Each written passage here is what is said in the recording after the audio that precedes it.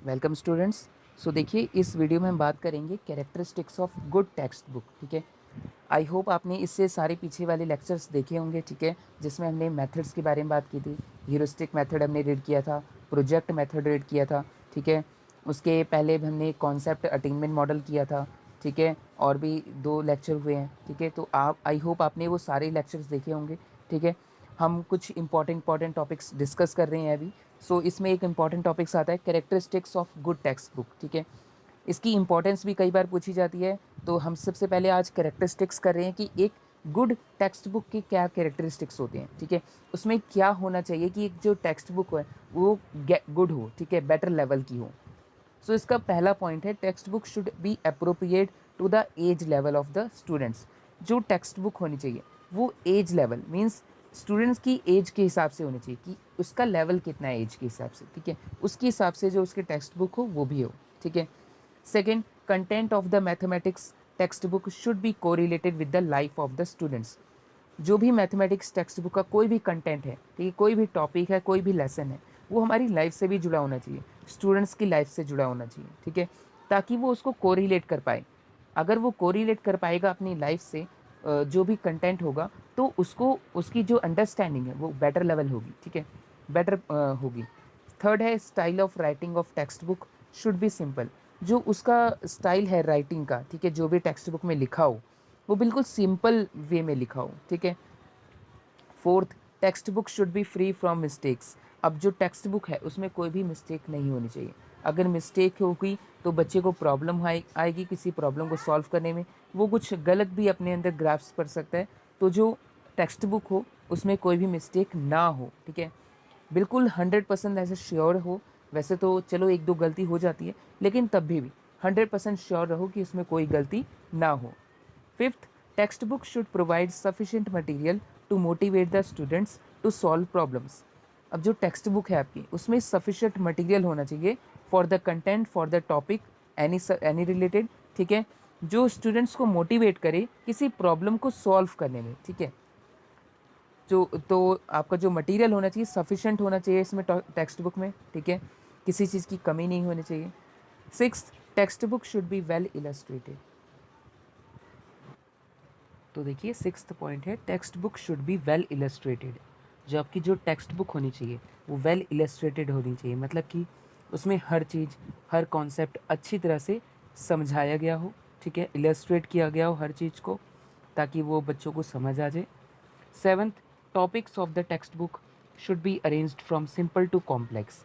Means जो topic हो, ठीक है, कोई भी सब्जेक्ट से टॉपिक हो, चैप्टर हो, वो सिंपल से कॉम्प्लेक्स की तरफ हो। मीन्स पहले जो सिंपल सिंपल चैप्टर्स हैं पहले उनके ऐसे धीरे धीरे करके उसमें कॉम्प्लेक्सिटी ऐड होती जाए। ठीक है। Eighth, there must be accuracy of facts and figures in books. ठीक है, उसमें कुछ बीच बीच में आपको फैक्ट्स भी दिए जाएँ। ठीक है, बुक्स में, और साथ में जो क्वेश्चन, जिसके क्वेश्चन के साथ फिगर रेलेवेंट हो, ठीक है, वो भी उसके साथ ड्रॉ करी हो। ठीक है, so there must be accuracy of facts and figure in books.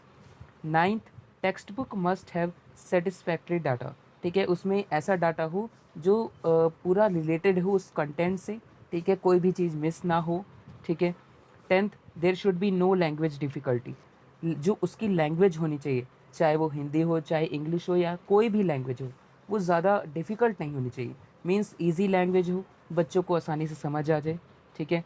11th, there should B hints for the difficult and typical problems.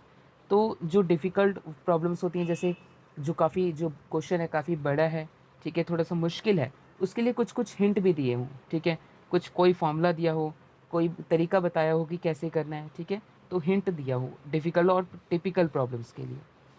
12th, text book must have provision for individual differences.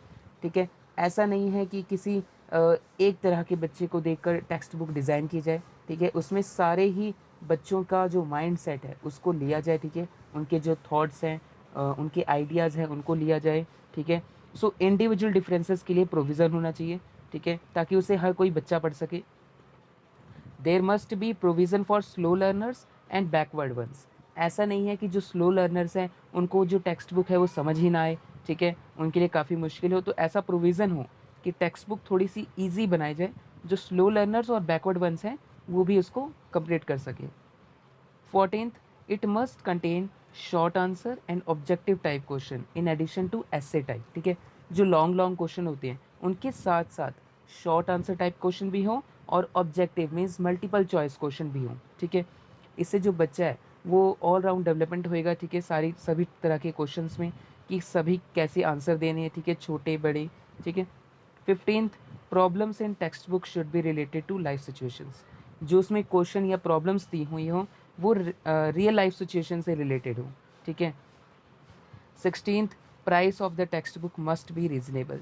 जो text book का price होना चाहिए वो ज़्यादा expensive नहीं होना चाहिए, ठीक है, ताकि उसका जो प्राइस हो रीजनेबल हो, ठीक है, थोड़ा सा कम ही हो ताकि उसे सारे बच्चे अफोर्ड कर पाएँ, ठीक है, poor to rich. 17th, it must be readily available in the market. जो टेक्स्ट बुक हो आपकी वो आसानी से अवेलेबल हो आपकी लोकल मार्केट में, ठीक है, ताकि किसी को प्रॉब्लम ना आए उस बुक को लेने में, ठीक है। 18th, text book must be written according to scheme laid down in the syllabus. जो टेक्स्ट बुक लिखी होनी चाहिए वो सिलेबस के अकॉर्डिंग लिखी होनी चाहिए, ठीक है। जैसे सिलेबस में आपको टॉपिक वाइज बताया गया हो उसी हिसाब से जो चैप्टर्स हों वो भी हों, ठीक है। 19th, generalisation must be made effectively whenever possible. एक जनरलाइज वे हो, मेथड हो, ठीक है, कि कोई भी बच्चा किसी टॉपिक या कंटेंट को पढ़ के कुछ उसको जनरलाइज आइडिया हो जाए, ठीक है। तो जितना पॉसिबल हो सके उतना जनरलाइजेशन करना है। 20, it should be up to date as regards the subject matter. कोई भी सब्जेक्ट हो, ठीक है, जैसे मैथमेटिक्स ही ले लो, सो मैथमेटिक्स की बात कर रहे हैं तो वो अप टू डेट होना चाहिए, ठीक है, according to the our social environment, ठीक है। सो सिलेबस के जैसे सिलेबस आपका हर साल चेंज होता रहता है, ठीक है, 2 साल हो गया तो बुक भी उसके साथ चेंज होती रहनी चाहिए, ठीक है, अप टू डेट हो। 21, the syllabus must be divided into unit और सब units with meaningful and interesting headings. अब जो कोई भी सिलेबस हो, ठीक है, वो डिवाइड हो यूनिट्स और उसके सब यूनिट्स में, ताकि छोटे छोटे पार्ट्स में डिवाइड होगा तो बच्चों को जो टॉपिक है वो और आसानी से समझ आएगा और उसका जो उनकी जो हेडिंग हो काफ़ी मीनिंगफुल हो और इंटरेस्टिंग हो। 20th, it should satisfy the needs of the students from examination point of view, ठीक है। जो एग्ज़ाम में जो क्वेश्चन पूछे जाने वाले हैं उस तरह के क्वेश्चन उस बुक में होने चाहिए, ठीक है, ताकि जो स्टूडेंट्स की नीड है कि वो उनको क्या करना है, एग्ज़ाम क्लियर करना है, तो वो सारा मटेरियल आपकी बुक में होना चाहिए। 23rd, there must be suggestion for correlation, project work, assignment work and field work. तो इन सब के लिए भी सजेशन होना चाहिए बुक में कि कैसे आपको कोई चीज़ क्या करनी है, ठीक है। 24, there must be historical and biographical notes concerning the topics and also of good great mathematician. जो आपके हिस्टोरिकल मैथमेटिशियंस हैं उनके बारे में भी छोटे छोटे फैक्ट्स लिखे हों, उनकी हिस्ट्री दी गई हो, ठीक है, जैसे आपको हर चैप्टर्स में दिया होता है शुरू में शुरू में कि ये जो पूरा चैप्टर है ये किसने लिखा है, ठीक है, कौन से मैथमेटिशियन ने लिखा है, उनका जन्म कहाँ हुआ था, ये किस लिए यूज़ होता है, तो ये सारी चीज़ें उसमें हो। 25th, it should be well presented. जो आपकी टेक्स्ट बुक हो वो वेल प्रेजेंटेड हो, ठीक है, अच्छी तरह से उसको अरेंज किया गया हो, सिस्टमेटिक वे में हो, ठीक है। So these are the characteristics of good text book.